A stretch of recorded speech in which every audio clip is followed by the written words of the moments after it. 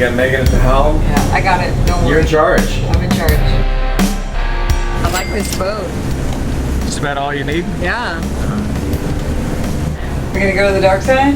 Is this the dark side? It feels so bright. I love the trawler, man. Like, I think it was the perfect boat.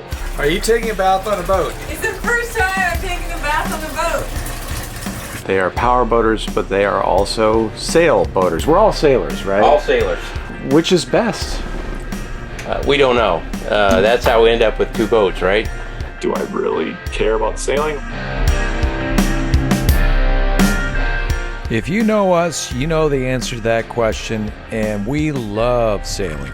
But we love anything that has to do with having fun on the water. Even the occasional ride on a personal watercraft. I got you, babe. Look at this thing. This is a 2006 Cheoy Lee. Didn't really think we were going to be in for the yacht experience, but indeed, that's what we're going to see today.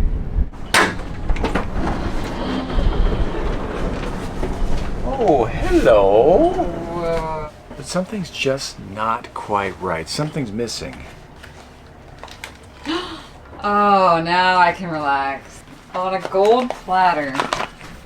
Matt's not quite here yet, so we're going to go aboard. We're not going to touch anything. This thing looks immaculate. Wow. Nick, Yeah. come see this. Oh, Look at this bathtub. oh my. I've never seen anything so cool. So you have your own bathroom. This is my bathroom, but we can meet in the middle. My God, I have to take a bath on a boat. No, are you going to do it? Is this the master? Yes, this is the master. Wow. I thought there was the other one up there. I don't think the guests have it too shabby though. There's a lot of guest room. On some boats you'd have to access the engine room through some sort of interior compartment. So this boat's big enough, you get to the engines through the outside. So let's head on down. Oh my. What have we here? Whoa. Batteries are on. Generators are off. Service. What's in there? I don't know. The engine room in here is, well, first of all, it's extremely clean, but it is standing head height engine room. Whoa. All right, Sarah's here and they're just getting ready to fire up. Looks like a beautiful day to go out on the water.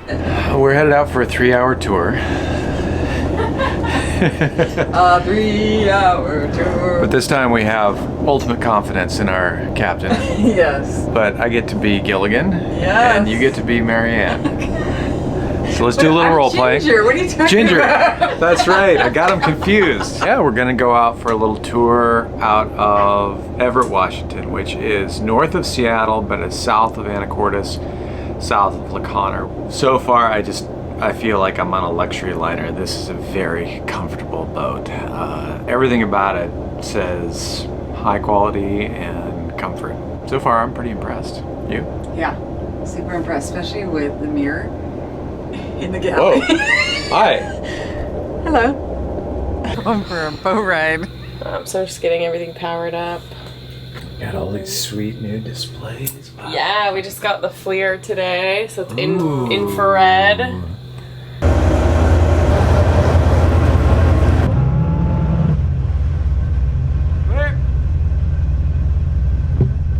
Oh, there you are. I was like, where is she? Who's driving? She's got the autopilot. So cool.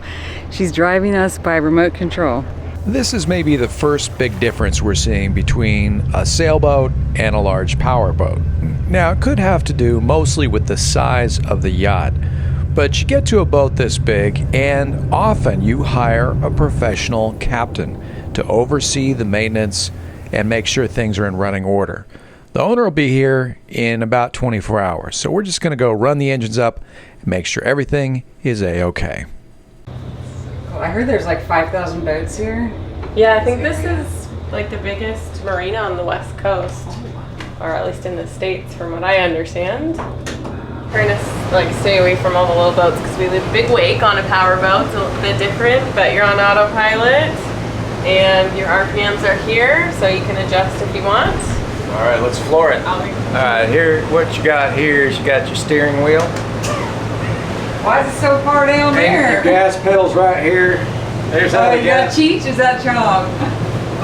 This is Cheech. Cheech is driving? Cheech is at the throttles today. So bad. Chong's doing the stabilizers. We're gonna get fired. Now, can you see yourself driving one of these yachts?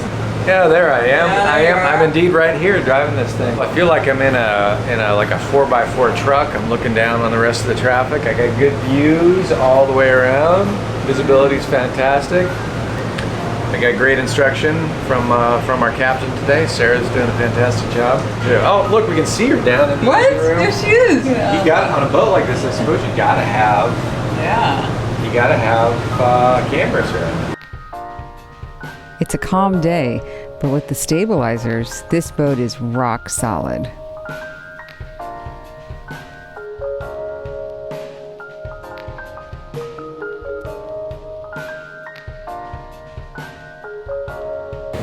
Two types of people get in trouble on the water. It's the ones that just started and don't know. And then there are the ones who've been at it for a long time and think they know. What do you think about I that? agree. Yeah. I agree. All right, so I got a couple miles, and I'm not too proud to admit that I still get butterflies. I get a little nervous when I think about coming into a dock. So my question for you, Miss Sarah, is, as a pro, do you ever get those little tinglies? Ooh, I do. Yeah? I do. Absolutely. I am not too proud to admit that either. Especially if it's windy, you know? Yeah. Or I'm going into a marina I've never been to before, or a boat I'm not familiar with. Of course I get nervous, yeah. I think that's a good thing though. You don't want to be too cocky about it. That's when you get in trouble.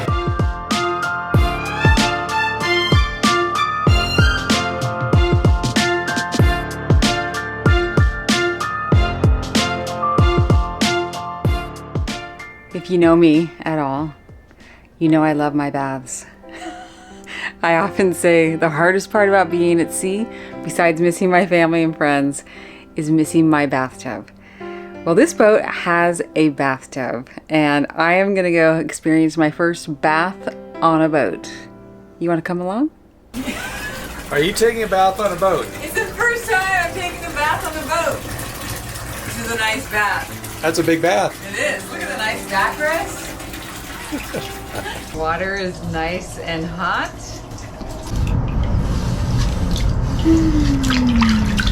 I don't know what it is about soaking in hot water,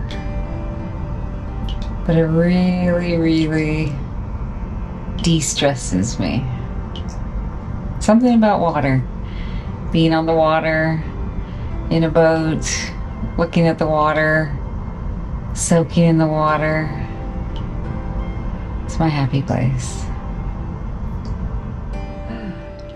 Feeling so refreshed and relaxed and ready for a good night's sleep. Is that you over there? Where are you? What? Coming in here?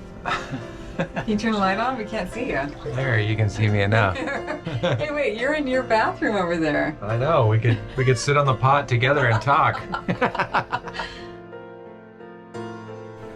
The owners arrived in the early morning hours, and the next day we wasted no time getting the boat ready to head out again. And it doesn't matter, sailboat or powerboat, we always do the pre-departure engine checks. Well, so far I gotta say, pretty much the exact same thing we do on our sailboats. But you know what? They're all powerboats. We got twin caterpillars. You said what? 1600? 34 12s, 12 cylinder, 1400 horsepower. They run 2300 RPM. Yeah, and it's 130,000 pounds, so you're moving a lot of water to make all that happen. So it burns a lot of fuel if you let it run. 15 gallons an hour to do 10 knots, 15 gallon on the side. But if you are in a hurry, this thing will 29 knots, and it's 100, right at 100 gallons an hour per side at 29 knots. Let's do some simple math. That's over $1,000 an hour. Right now with It's not real money. No. It's not real money, it's credit cards. This is probably the fourth boat I've had with 3412s. And other than the fact that they're just not very fuel efficient, they're like the new common rail and stuff. These are the older style. These are the E, they're electronic ignition, but they're not digital controls. They're just not as efficient as the new ones. But if you look at, I mean, there's hundreds or thousands of tugboats with 3412s on them. It's not uncommon for workboats to get 20,000 hours out of these things, you know, on tugboats and stuff. So It's it's lower 600 compression horsepower. turbos and stuff? Yeah. That was a job I had to do. Both of the dripless were bad. That's the size of my leg. Jesus. 3.5 inch diameter shafts, they weigh 800 pounds apiece. Wow. So I let somebody else take those out. And you know, you have to take all that stuff apart, and there's no easy way to do it. They had to fabricate tools to do all that. That's a big air cleaner, my friend. If you don't keep the fans on, this thing will run out of air in here. It'll suck all the air out of, I mean, the engines need more air that they suck out. And these things are big and powerful. Let's see if we can't overdo your microphone. 2 of those. If I had any hair. The steering, we'll check that. The hydraulics for our stabilizers and bow thrusters. This is the PTO for the oil, the hydraulic. There's one on each engine.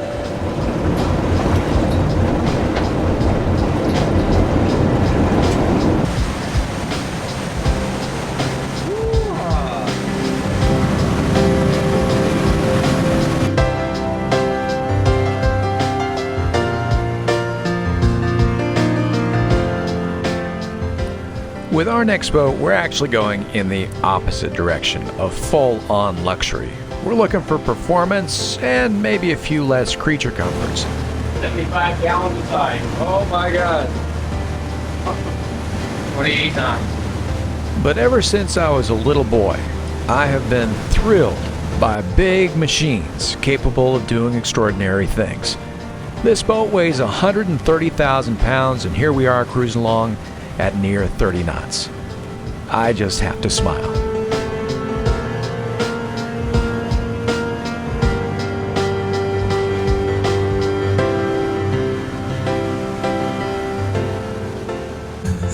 You know, in life there are drivers and there are passengers. And today, I'm happy to be a passenger. Are you? Yeah, it's really nice. I feel so taken care of. I know. Spoiled.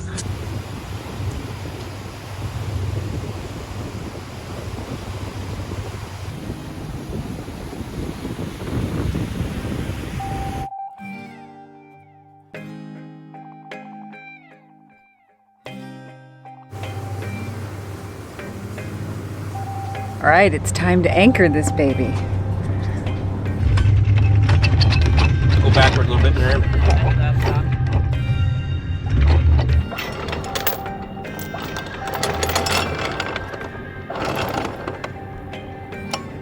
We're Liberty Bay.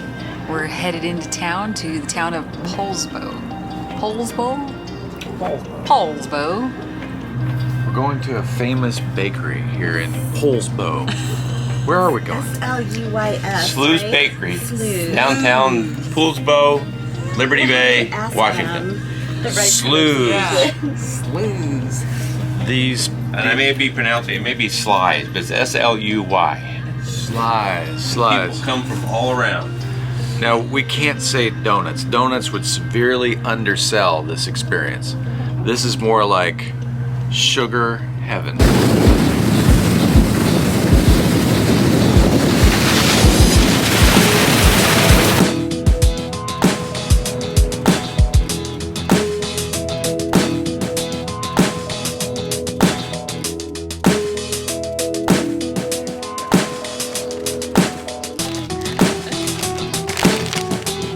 Go ahead and look at it.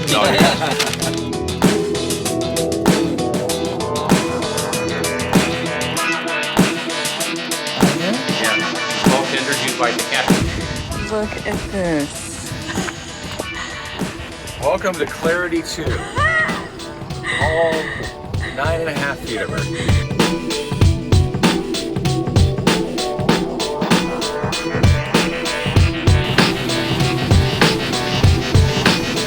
Our gracious hosts have had us out on the water on their beautiful Cheoy Lee 68.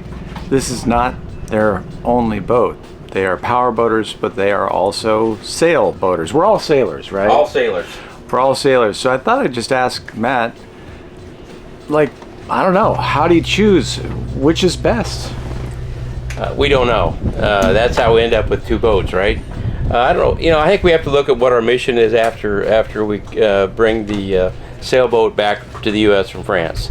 If we're going to do islands and sail across oceans, you don't want this boat, the power boat that we're on today. But I think our mission could be out of our base in Florida to go to the Bahamas and Exumas and getting back and forth quickly and against the wind. This might be a better solution long term, but I really love sailing. So I don't know. Depends on your mission, I think. Isn't that the answer? Depends on your mission, and there is the issue of cost. The sailboat is basically a gallon an hour to do 7 knots, 6.5 to 7 knots on the Catamaran. This lovely thing will burn 15 gallons an hour per side to do 10 knots. Or as we showed you earlier, 75 gallons per hour per engine to do 30 knots. So it's there's a cost difference in cruising as well. This one you leave the generator on all the time. You don't have enough solar to run it. Our sailboat, we had enough solar. We could not use the gen set, and it's quieter. So there's differences, and we like them both. And we're going to have to make a decision, but we're not ready to make it yet. we dearly love sailing, and feel the power of the wind. It's just a different experience, and we love them both. Life is just too short, guys. We need to have time for both. Yeah, I love that answer. Yeah. Who says you can't have it all? Can't have it all, yeah. Hey, thanks for taking us out. Hey, thank you. Thanks for joining us. We had a good time today. Fantastic. Thank you so much, Matt and Miriam. We hope to share in Anchorage or have you on our boat or be back on your boat again sometime soon.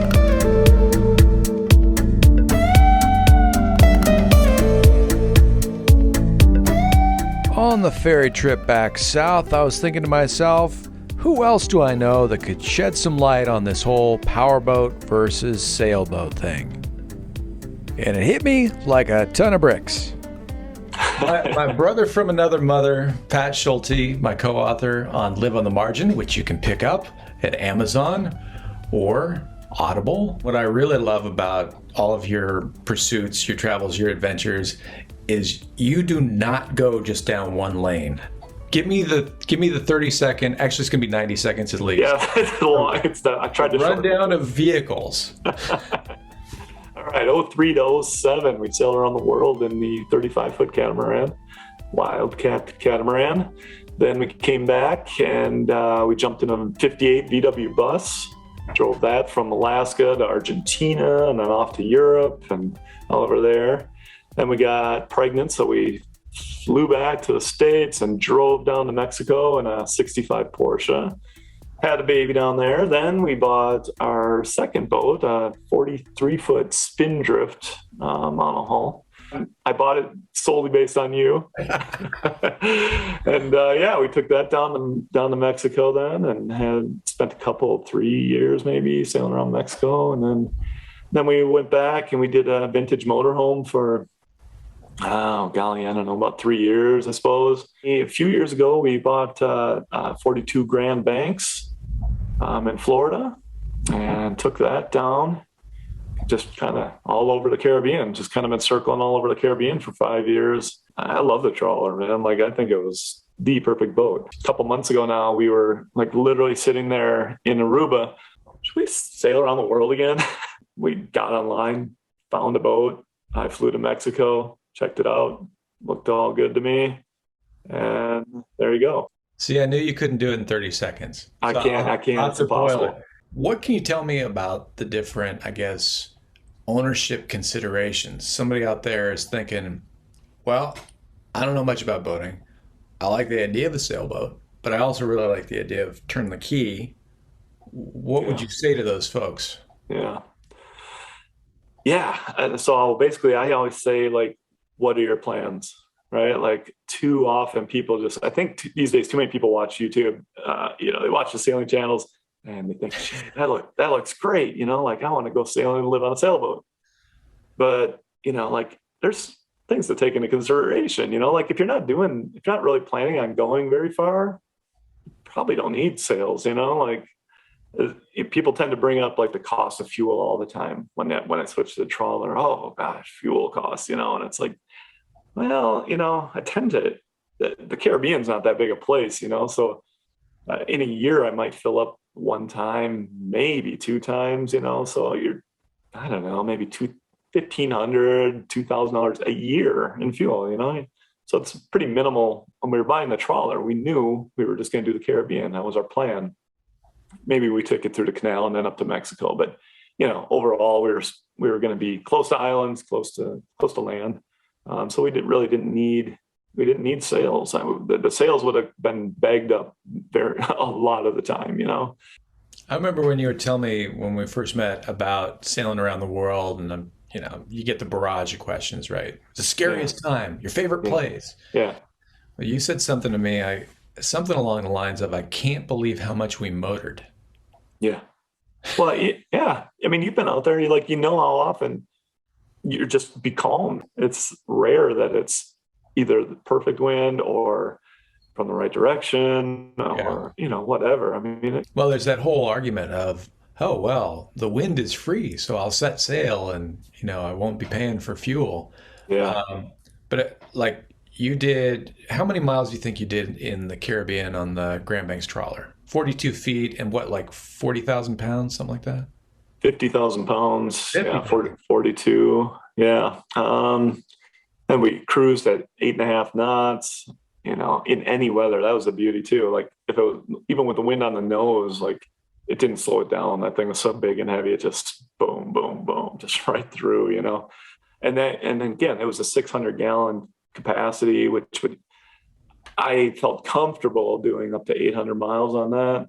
Again, wind is free, right? Okay, but you got a lot of lines. You got Sails a lot of aren't free. Yeah, sails aren't free. I mean, and that's 5 years. That over that 5 years, you would have been replacing some of that stuff, and that would have been expensive.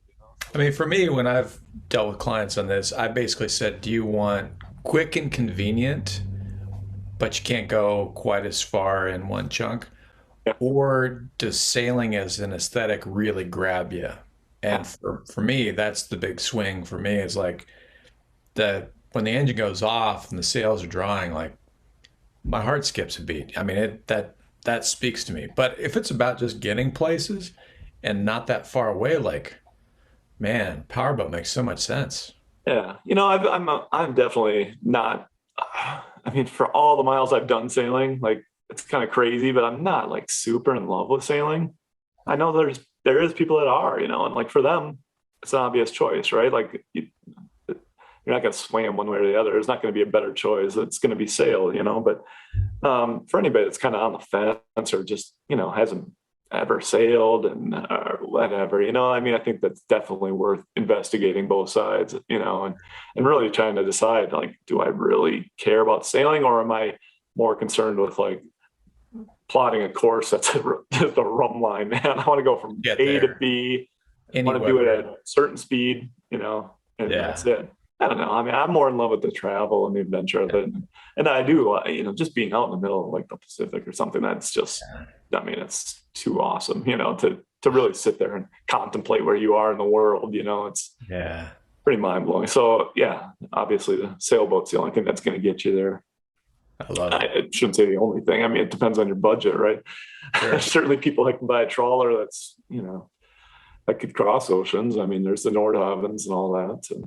But yeah, we're definitely, often the only trawler out there, surrounded by sailboats. But at the same time, man, we were getting into the same spots, doing the same things, like, I don't know, it was a great platform for us for those 5 years. And I don't know, I really wouldn't trade it. It was really a perfect setup for us. Pat, thanks so much. As always, adding a ton of wisdom to the conversation. You can find out more about Bumfuzzle at bumfuzzle.com with a little trademark next to the name. Yeah, baby. Gotta have it. You owned it. Thanks, man. Yeah, thanks for having me, Nate. I'm sure somewhere down the line we'll own a powerboat. But for now, we're gonna stick with sailing.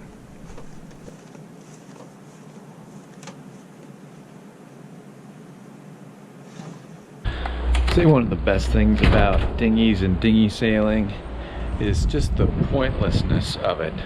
You're not trying to get any place. You're certainly not going to get there very fast. In fact, this time around, I'm not even going to set up the head sail. You're just out there to grab the wind, relax. That's what I love about dinghies. Now, this isn't the exact boat that I learned on, but this is the exact lake that I learned on. This is where I started sailing way back when. No engines, but we gotta have some way of getting home if the wind dies down or I forget how to sail. And I don't know what it is about these little boats, but you can just feel every little ripple on the water and every little puff of wind. You can sail in almost no wind. I think today we've got, I don't know, 5 to 7 knots out of the northwest. And the point is not going anywhere. The point is just sailing. Sometimes being pointless is kind of the point.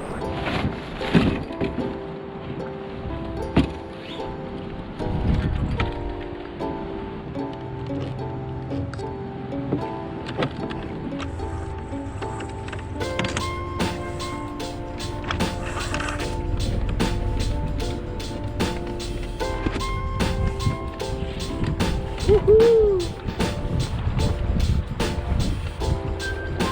It's gonna flip over. Flip over? What are you talking about? Alright, so there's a deadhead right there. Piece of wood. A little lower, a little lower. Yeah! Yeah! Coming for you! Sound the alarm! Gonna get you! We're coming for you!